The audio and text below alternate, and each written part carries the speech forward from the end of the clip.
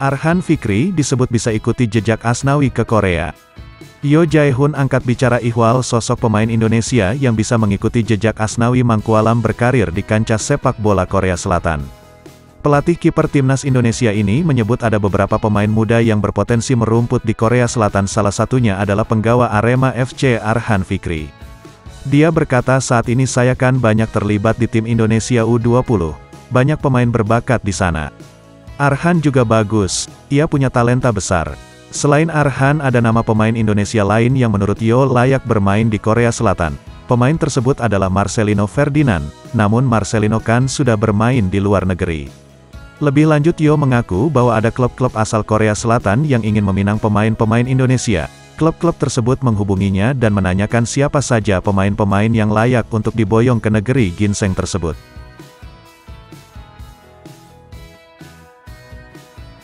Chirus Margono sedang jalani proses jadi WNI, tetapi bukan atas rekomendasi Shin Tae-yong.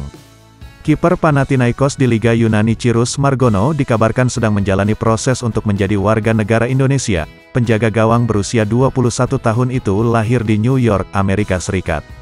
Ayah Chirus Margono Johan Margono asli Indonesia, sedangkan ibunya berasal dari Iran. Belum lama ini Chirus Margono telah mengurus surat keterangan keimigrasian. Namun perpindahan kewarganegaraan Chirus Margono bukan berasal dari permintaan pelatih timnas Indonesia Shin Tae-yong. Ada kemungkinan ia ingin berstatus WNI karena keinginan pribadi. Sampai hari ini Chirus Margono tidak masuk dalam usulan Shin Tae-yong. Chirus Margono baru bergabung dengan Panathinaikos pada tahun 2022. Sepanjang musim lalu ia bermain untuk tim B di kasta kedua Liga Yunani. Ia main 8 kali dengan kebobolan 9 kali dan 2 clean sheet.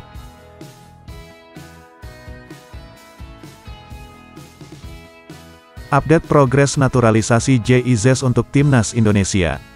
PSSI terus mendorong proses naturalisasi pemain kelahiran Belanda JIZ.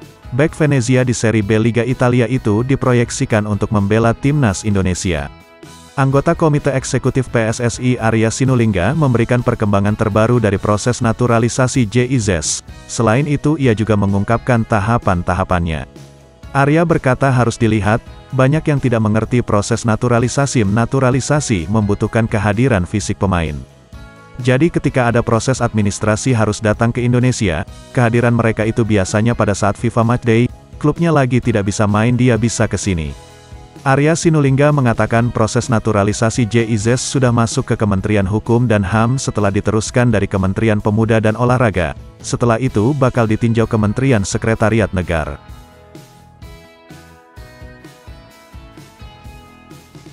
Semua pemain terbaik dan abroad bakal dipanggil untuk laga timnas.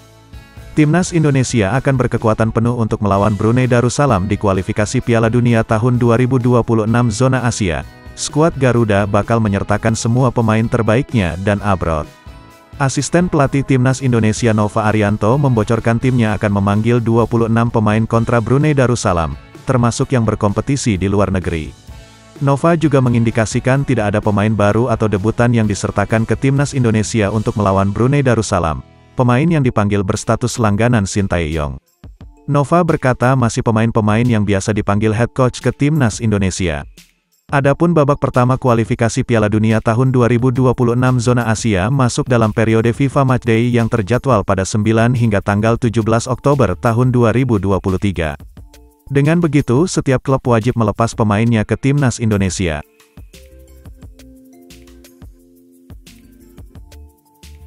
Sempat di titik nadir, Kurnia Meiga berutang nyawa kepada anak-anaknya.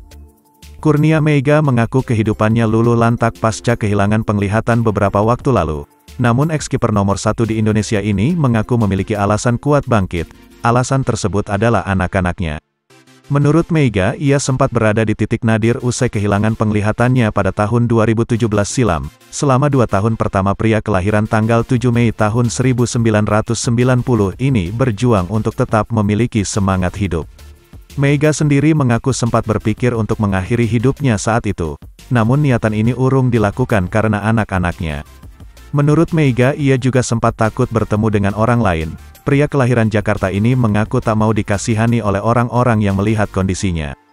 Lebih lanjut Meiga menegaskan bahwa anak-anaknya lah yang menjadi alasan untuk bangkit. Ex-kiper Arema FC ini mengaku tak mau hanya menadahkan tangan untuk menghidupi anak-anaknya. Dia berkata, "Saya bangkit karena anak, mereka semakin lama semakin besar, kita tidak bisa nadah kanan kiri untuk biaya hidup."